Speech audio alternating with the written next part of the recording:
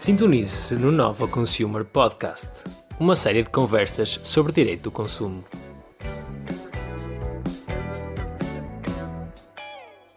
Olá, muito bem-vindos à sexta temporada do Nova Consumer Podcast, a nossa temporada dedicada às entidades reguladoras e fiscalizadoras. Hoje temos o enorme gosto de ter connosco Carla Barata, Diretora-Geral da Direção-Geral do Consumidor. É licenciada em História pela Faculdade de Letras da Universidade de Lisboa, trabalha como técnica superior desde 1986 e assumindo funções na Direção-Geral do Consumidor desde janeiro de 1997. Podemos concluir que conhece a casa como ninguém. Bem-vinda.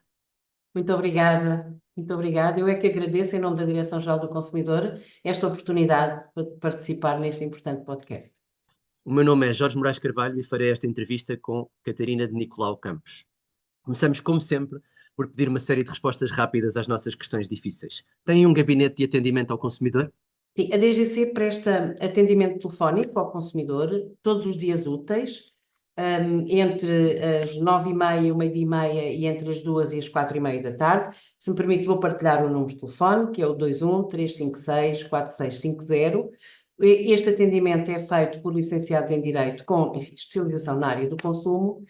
A DGC recebe também pedidos de informação e reclamações via digital, através de formulários que disponibiliza no seu site para o efeito, e também atende sem marcação os consumidores que se desloquem às nossas instalações, citas na Praça do de Saldanha 31, em Lisboa.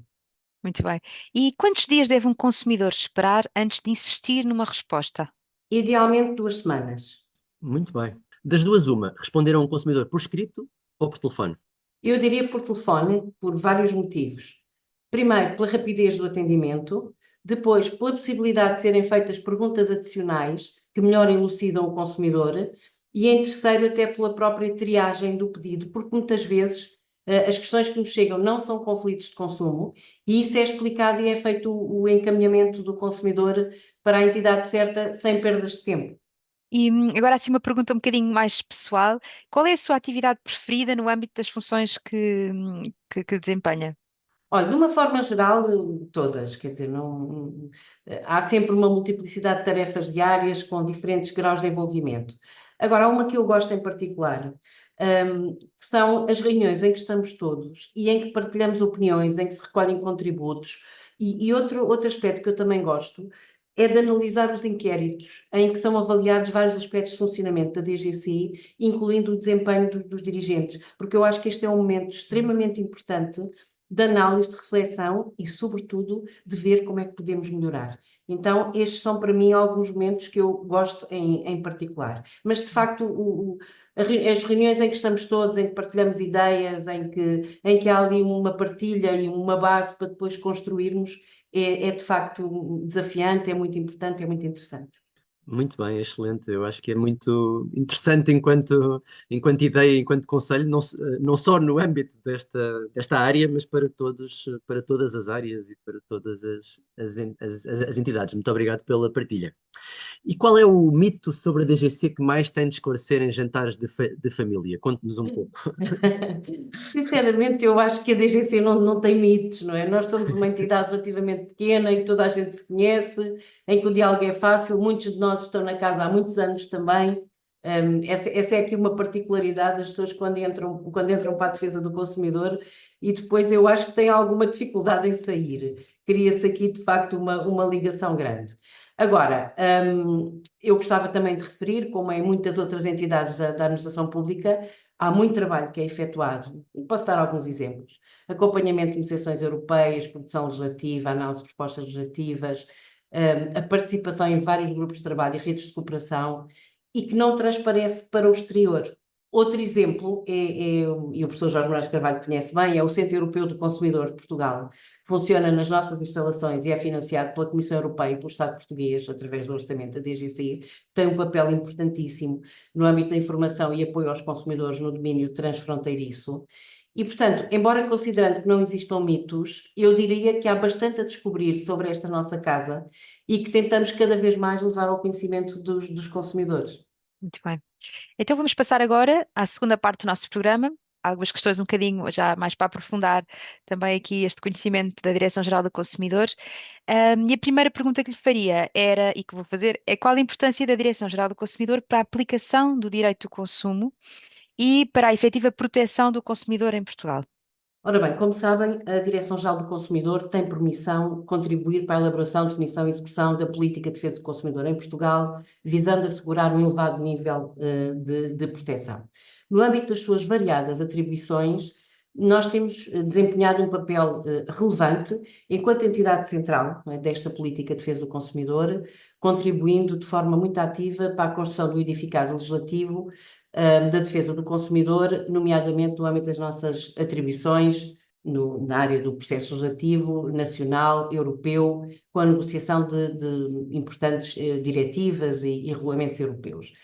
Mas este trabalho não se cinge naturalmente ao trabalho meramente legislativo. Temos reforçado e garantido a nossa presença em importantes fóruns internacionais. Como seja, eu vou dar alguns exemplos. A rede de cooperação e enforcement ICEPEN, que é uma rede muito curiosa de cooperação informal, que agrega autoridades de mais de 70 países e dos quais nós somos membros ativos. O Comitê de Política do Consumidor da OCDE, no qual nós somos também membros do grupo diretor deste Comitê de Política do Consumidor. O Grupo Intergovernamental de Peritos em Política e Legislação de Defesa do Consumidor das Nações Unidas, da UNCTAD, ou o Fórum Ibero-Americano de Agências Governamentais de Proteção do Consumidor, FIAG. Portanto, todos eles são fóruns que nós reportamos da maior importância e em que a DGC, recorrentemente, é convidada a partilhar as suas experiências nacionais, mas também a tomar contacto com as melhores práticas, que depois, naturalmente, acabam de servir de exemplo para o trabalho que desenvolvemos também a nível nacional. E há um aspecto que eu queria referir aqui no âmbito do trabalho internacional, que foi a realização no passado mês de outubro, da reunião ministerial do Comitê de Política do Consumidor da OCDE, o primeiro em mais de 50 anos de existência deste comitê, exclusivamente dedicado à temática da proteção do consumidor, e que juntou 24 ministros e secretários de Estado de 67 delegações em Paris, e da qual saiu uma importante declaração que visa, de facto, responder aos desafios globais colocados, nomeadamente pela transição verde e pela transição digital, e preservar o bem-estar dos consumidores. Dar nota também que o Sr. Secretário de Estado da Economia, o Engenheiro João Rui Ferreira, participou nesta reunião e moderou o painel referente à transição digital, que foi aquele que teve mais oradores. É parte deste trabalho, temos também aqui um importante papel de dinamização do sistema de defesa do consumidor, uma rede de autoridades públicas e organizações da sociedade civil que, direta ou indiretamente, visam a temática do consumidor, e coordenamos as entidades de resolução alternativa de litígios de consumo ao abrigo da Lei 144 de 2015, de 8 de setembro, prosseguindo ainda atividades de fiscalização neste domínio e fazendo ao mesmo tempo a promoção dos meios alternativos de litígios de consumo.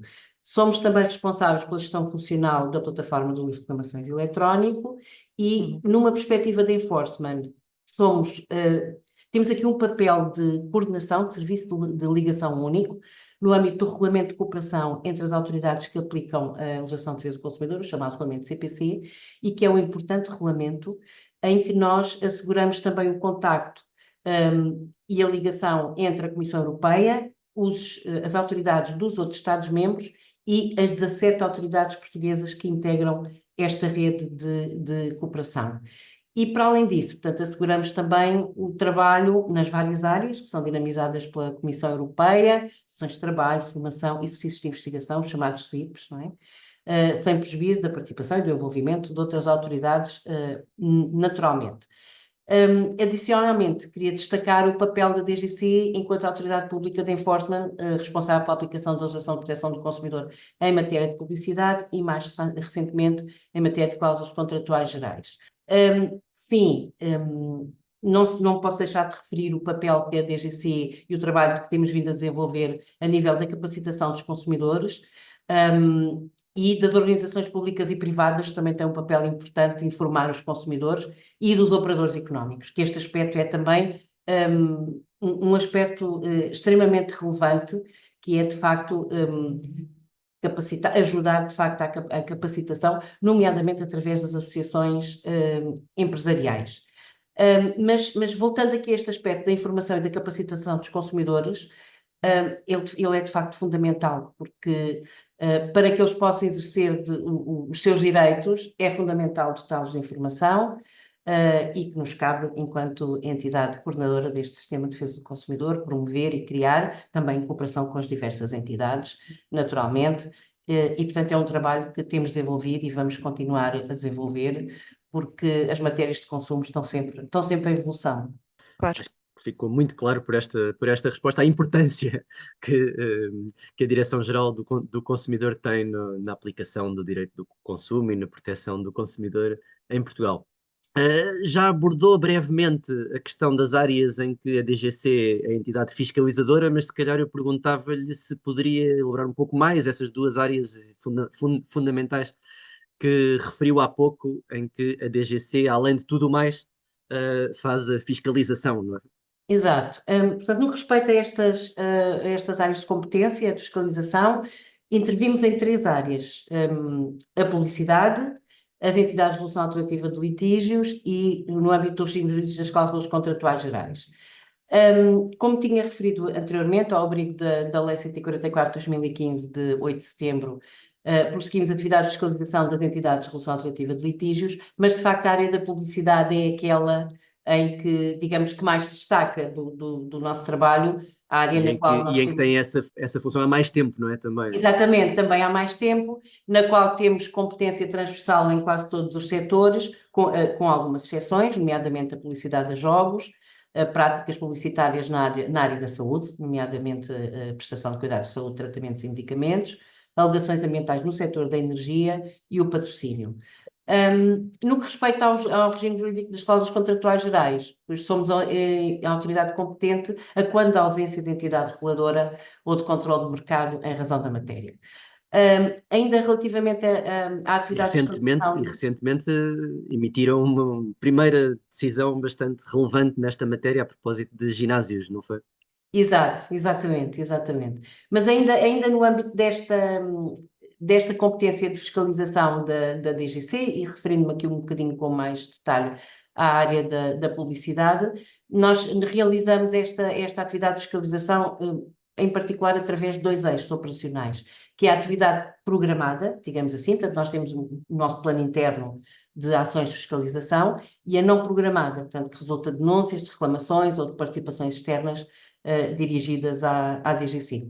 E qual é o papel do livro? Já nos falou um bocadinho também do livro de reclamações, mas qual é o papel, mais concretamente, do livro de reclamações na atividade da DGC? E gostaríamos também de perguntar se é sempre dada a resposta ao consumidor em relação a todas as reclamações apresentadas. A DGC é a entidade responsável pela criação do atual livro de reclamações, em 2005, em conjunto com a Imprensa Nacional Casa da Moeda, que é responsável pela sua edição e pela sua venda. Em 2017 foi criada a versão digital do livro, portanto a plataforma do livro de reclamações eletrónico, e desde então a DGC de facto é responsável pela gestão desta plataforma, pela integração das 35 entidades reguladoras e fiscalizadoras na mesma, e pela promoção do registro de mais de 413 mil operadores económicos, continuando a ser naturalmente a Imprensa Nacional Casa da Moeda a sua parceira tecnológica. Portanto, nós somos unicamente fiscalizadores nas áreas anteriormente mencionadas, não é? Portanto, não temos competências de supervisão relativamente a outras áreas integradas na plataforma, não conseguimos, enfim, aferir se são dadas respostas a todas as reclamações, mas, de acordo com os dados disponíveis, o que nós podemos dizer é que, em média, no livro de reclamações eletrónico, a resposta é dada pelo operador económico ao consumidor no prazo de 12 dias. Muito bem. Excelente. Uma questão que tenho relativamente aqui às competências da DGC e de outras entidades reguladoras no domínio da publicidade, como é que é feita essa articulação? Porque por vezes há questões que podem ser publicidade ou não, e portanto nem sempre é fácil se calhar fazer essa avaliação da competência, e suscitou-me esta questão pela sua resposta e pela análise desta questão da publicidade. Como é que tem uma relação com essas entidades para...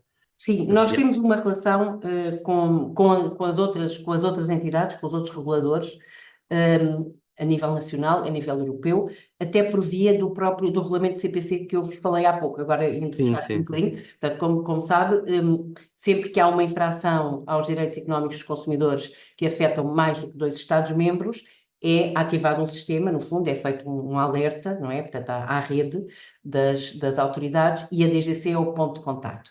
E a DGC depois distribui em razão, portanto, das matérias que são alvo destes alertas, digamos assim, não é? Portanto, e consoante, enfim, a matéria, são encaminhadas para as várias autoridades. Portanto, nós aqui também temos uma articulação permanente, reunimos também com as autoridades e no plano interno é igual. Portanto, nós articulamos com as várias autoridades de acordo com as várias competências no âmbito da proteção do consumidor, no fundo, não é? Certíssimo. Então, qual é o procedimento habitual? O que é que acontece quando o consumidor apresenta uma reclamação? A reclamação chega, qual é o procedimento habitual? Bem, se a reclamação é dirigida diretamente à DGC, portanto, através do nosso formulário próprio, o tal que eu referi, que está no nosso site, é efetuada uma análise preliminar do enquadramento, em razão da competência. Se for, de facto, uma reclamação em matéria de publicidade, é instaurado o processo de averiguações, perspectivando-se depois a recolha de elementos probatórios, é notificado o operador económico visado para se pronunciar sobre os factos, né, alegados na reclamação. Terminada essa fase de recolha de elementos, é elaborado um relatório final, depois no qual é apresentado ou uma proposta de arquivamento ou a instauração do processo de contraordenação, no caso de existência de haver, de facto, fortes indícios de infração em matéria de publicidade. Se tratar de uma reclamação cuja matéria não se enquadre na nossa esfera de intervenção fiscalizadora, é reencaminhada para a autoridade competente. Tratando-se de uma reclamação exarada no livro de reclamações, os procedimentos podem variar, consoante a entidade fiscalizadora competente. No que respeita em concreto ao livro de reclamações, queríamos ainda referir que os operadores económicos são obrigados a responder aos consumidores nos seguintes casos. Portanto, quando a reclamação é apresentada no livro físico, são os operadores que prestam serviços públicos essenciais. Quando a reclamação é efetuada no livro de reclamações eletrónico, são todos os operadores económicos que têm um prazo de 15 dias úteis para responder ao consumidor através do e-mail que este indicou quando fez a sua reclamação. Peço desculpa. A título de curiosidade, quais é que são as reclamações mais habituais? No âmbito daquelas que são a área de intervenção da DGC, nomeadamente a publicidade, a esmagadora maioria é relativa a alegadas situações de publicidade enganosa, nomeadamente no âmbito de campanhas promocionais, casos de publicidade a bens ou serviços em determinadas condições promocionais e que, de acordo com os reclamantes, ou não se concretizam em relação da sua disponibilidade ou do desconto anunciado. Os setores mais visados são o retalho, a grande distribuição alimentar e não alimentar e o setor das viagens. Relativamente ao livro de reclamações, a DGC elabora anualmente um relatório das reclamações que são exaradas no livro físico e no livro eletrónico. Falando aqui um bocadinho, não sei se tem interesse, mas nos dados do ano de 2023, portanto, o que temos disponível, destacam-se aqui, portanto, os setores que têm, enfim, os temas que têm maior número de reclamações são as comunicações eletrónicas, portanto, sendo os principais motivos de faturação e contratação de serviços, a comercialização e montagem de equipamentos eletrónicos, elétricos, hipermercados e pronto a vestir, normalmente muitas questões relacionadas com transações e encomendas, qualidades de serviço, atendimentos, preços, campanhas publicitárias e unidades de cuidados de saúde com e sem internamento, unidades de cuidado dentário, meios complementares de diagnóstico, em que os principais motivos da reclamação é a faturação excessiva e abusiva, adequação e pertinência dos cuidados de saúde, informação prévia sobre custos, com participações e coberturas.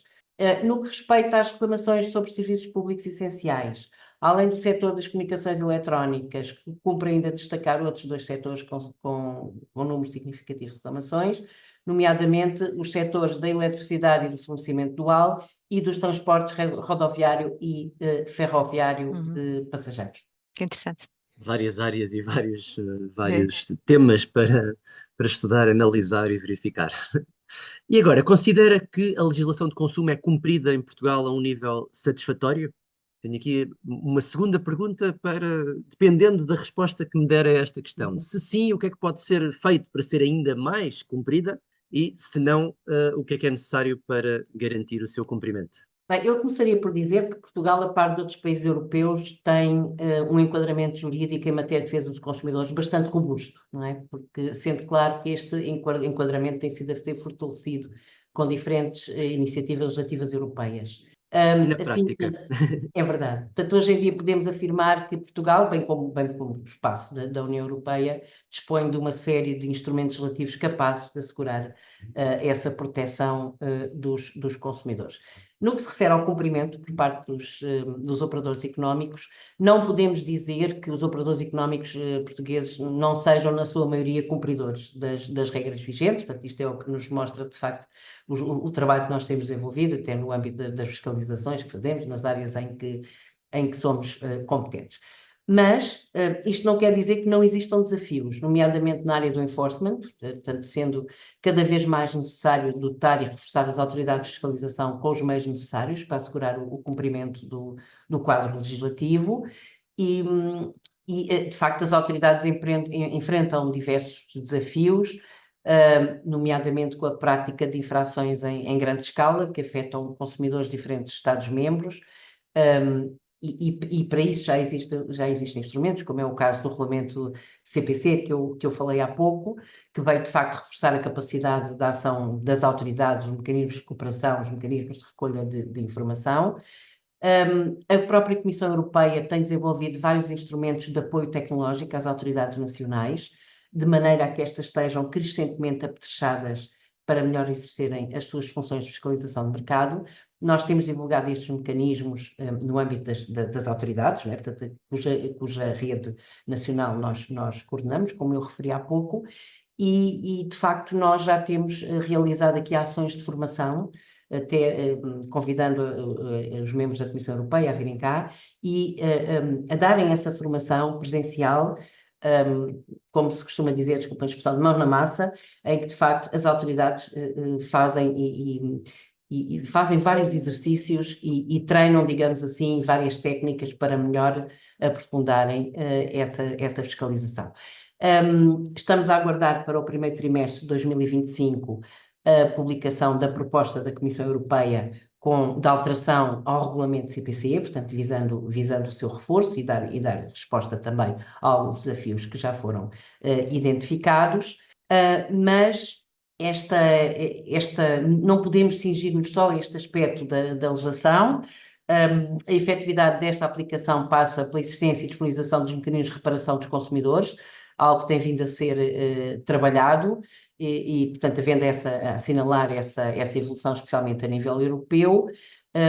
Referimos aos mecanismos de representação coletiva dos consumidores, nomeadamente a aprovação da Diretiva de Ações Coletivas, que veio assegurar, de facto, a existência de um mecanismo de representação coletiva em todos os Estados-membros, prevendo ainda a possibilidade de ações transnacionais, ainda que para Portugal a ação coletiva não fosse toda uma novidade, mas este é um ponto assinalável, importante, no âmbito da proteção dos consumidores europeus. E na mesma linha, os mecanismos de resolução alternativa de litígios de consumo, que são um contributo fundamental para assegurar o acesso a uma justiça célere, a baixos custos para os consumidores, contribuindo necessariamente para o objetivo da aplicação efetiva da legislação do consumo. Dois dos grandes desafios atuais para o direito do consumo, e não só, são o mercado digital e a sustentabilidade. De que forma é que a DGC se posiciona nestes domínios e atua enquanto entidade reguladora? Nós não somos reguladores, mas, portanto, não temos competência de relação, de supervisão, de mercado, mas, ainda assim, os desafios, relativamente aos desafios da transição ecológica e digital, nós acompanhamos naturalmente estas temáticas no plano nacional, no plano europeu e no plano internacional, porque estas são as matérias que são prioritárias e transversais nos vários domínios, não é? No plano europeu, têm vindo de facto a ser adotados diferentes instrumentos que reputamos a maior importância. No domínio da sustentabilidade, a Diretiva da Capacitação dos Consumidores para a Transição Ecológica, a Diretiva do Direito à Reparação, de facto, dois instrumentos que vêm reforçar os direitos dos consumidores, desde logo o direito à informação, não é? Que já falámos há pouco, é fundamental garantir que os consumidores estão bem informados, de modo a que possam fazer as escolhas mais informadas, mais sustentáveis também. No âmbito do mercado digital, enfim, referendo às diretivas de venda de bens e de conteúdos digitais, a Diretiva Ómnibus, a Diretiva de Comercialização à Distância de Serviços Financeiros, o Regulamento de Segurança Geral de Produtos, de facto, instrumentos que vieram adaptar a legislação de forma a assegurar que esta respondia aos novos desafios da evolução do digital. A Direção-Geral do Consumidor, além do envolvimento direto que teve e tem na negociação e transposição destes instrumentos, tem agora também um papel essencial na capacitação dos consumidores, não é? Relativamente aos novos direitos previstos nesta legislação. Aliás, este é um dos principais desafios que identificamos e é uma das nossas prioridades também. O quadro jurídico está cada vez mais robustecido, como tivemos já a ocasião de mencionar, mas de facto agora é necessário assegurar a capacitação, a educação, a literacia dos consumidores, pronto, que necessitam de facto de ter acesso, digamos, descodificado, vamos dizer assim, a esta informação, de maneira que a possam assimilar e depois fazer as suas escolhas. E, portanto, é neste sentido que, de facto, temos vindo a trabalhar, quer através do desenvolvimento de campanhas de informação, respostas a pedidos de informação e atendimento aos consumidores, junto à comunidade escolar, através da utilização do referencial de educação do consumidor, que é uma ferramenta que é destinada aos professores, foi desenvolvido pela DGC em parceria com a Direção-Geral de Educação e com a DECO. Como eu referi há pouco, outro aspecto que nós assinalamos como muita importância, como muito importante, é também a sensibilização dos operadores económicos. De facto, temos vindo a trabalhar junto dos mesmos, através de iniciativas de formação, de adoção de guias, de recomendações. Por exemplo, o Guia das Alegações Ambientais na Comunicação Comercial é um desses exemplos, é um guia explicativo, elaborado pela DGC em colaboração com a Autorregulação Publicitária sobre as práticas comerciais das empresas que associam as suas marcas ao tema da sustentabilidade, utilizando as denominadas alegações ambientais, não é? E que visa, de facto, sensibilizar os operadores económicos para a adequada promoção dos seus bens e serviços, sempre que recorram a este tipo de alegações, por forma a não induzir os consumidores em erro. Agora, a propósito precisamente dos consumidores e do consumidor português, como é que avaliaria o consumidor médio em Portugal? Nós enfim, o consumidor, temos alguma dificuldade, deixe-me dizer com toda a sinceridade, em caracterizar Não o é fácil a consumidor. questão. É difícil a caracterização, que é bastante heterogéneo no que respeita às suas características, sejam elas relativas à sua literacia para o consumo, não necessariamente associadas às suas habilitações académicas, como sabemos, não é? Também devido à sua nacionalidade, dado o elevado número de residentes estrangeiros que atualmente estão em Portugal, quer sejam imigrantes, nómadas digitais ou simplesmente turistas, não é? Portanto, em face desta diversidade, podemos dizer que o consumidor médio é hoje uma pessoa com mais acesso à informação e mais experiente, e, consoante a sua idade, este é um facto, com crescentes competências digitais, não é? No entanto, também é verdade que nem toda a informação a que acede é fidedigna, não é? Portanto, esse é outro desafio também, mas é um desafio para todos, digamos assim.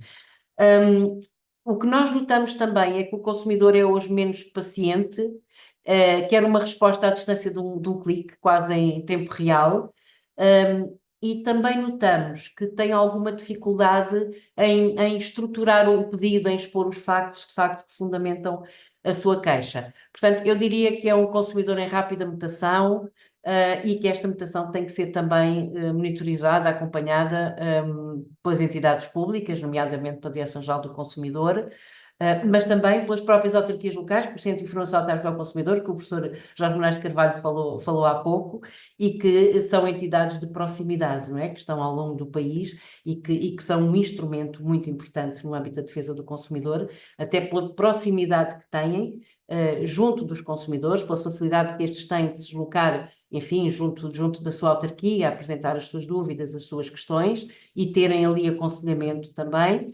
E muitas vezes são também consumidores que estão em alguma faixa de vulnerabilidade. Estamos a falar, por exemplo, dos consumidores mais idosos e que, enfim, e com menos literacia digital, e em que, de facto, estes centros acabam por ser uma grande ajuda relativamente aos consumidores, também pela sua proximidade, não é?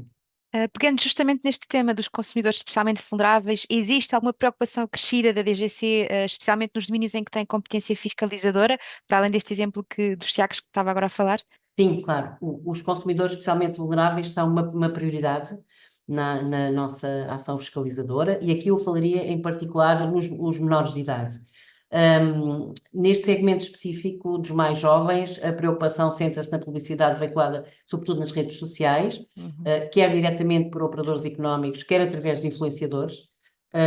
O Código da Publicidade consagra restrições específicas na publicidade dirigida a menores em geral, na publicidade de bebidas alcoólicas, publicidade de produtos alimentares com elevado teor energético, teor de sal, açúcar, ácidos gordos saturados, ácidos gordos transformados. Portanto, estamos atentos e vamos densificar a fiscalização nas redes sociais e também nas plataformas digitais. No que respeita aos consumidores vulneráveis, em razão da literacia ou da condição financeira, de facto, o foco da atenção é relativo à publicidade enganosa e, nestes casos específicos, a DGCI, além dos respectivos processos de contraordenação, também irá aplicar medidas cautelares, se necessário. Não obstante, portanto, a ação fiscalizadora agrega duas dimensões que interagem entre si, que são a dimensão preventiva e depois a dimensão sancionatória. Relativamente à dimensão preventiva, cumpre destacar de facto a importância do reforço da cooperação com todos os atores da atividade publicitária, nomeadamente as associações representativas dos operadores económicos, incluindo agências de publicidades, sem esquecer aquele parceiro fundamental que é a autorregulação publicitária. E, de facto, a DGC tem desenvolvido bastante trabalho neste domínio. O último 15 de março, que é a data em que se assinala o Dia Mundial dos Direitos dos Consumidores, nós fizemos uma conferência que teve duas partes, uma delas, de facto, destinada aos influenciadores, em que tivemos vários atores, vários participantes, incluindo um influenciador também, porque é muito importante trazer para a discussão todos os atores, todas as partes envolvidas, porque é uma forma de evoluirmos todos também. Indiscutivelmente, e aqui as redes sociais têm um papel cada vez mais relevante em termos de consumo a vários níveis. Muito obrigado também por esta resposta e pela resposta às várias questões que lhe colocamos. Concluiríamos agora com as duas últimas perguntas que colocamos a todas e a todos os que nos visitam.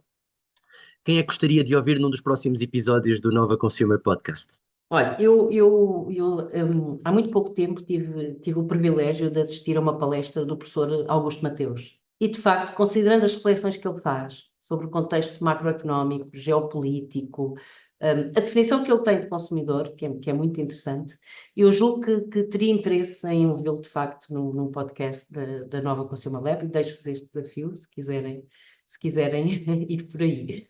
E uma sugestão cultural para os nossos ouvintes, para finalizar, pode ser um livro, uma música, enfim, uma peça. Olha, eu acabei de ler recentemente um livro, Sociedade de Consumo e Consumidores em Portugal, do Dr. Mário Beja Santos, que é um antigo colega nosso aqui da Direção-Geral do Consumidor, uma pessoa que há muitos anos se tem dedicado a refletir sobre este tema. Este livro foi publicado em janeiro de 2023 pela Fundação Francisco Manuel dos Santos. É uma pequena publicação de leitura muito fácil, muito atual relativamente às matérias de consumo e, de facto, que eu aconselho, porque é de uma leitura muito fácil, mas muito interessante. Muito obrigada, doutora Carla Barata, pela sua presença e pela sua resposta as suas respostas nesta conversa, e obrigada a todos os que nos estão a ouvir também. E chegamos assim ao final de mais um episódio do Nova Consumer Podcast e contamos estar com todos também no próximo episódio. Eu aqui agradeço. Muito obrigada pela vossa atenção, pela disponibilidade e pelas perguntas. Muito interessantes. Muito obrigada. Obrigada.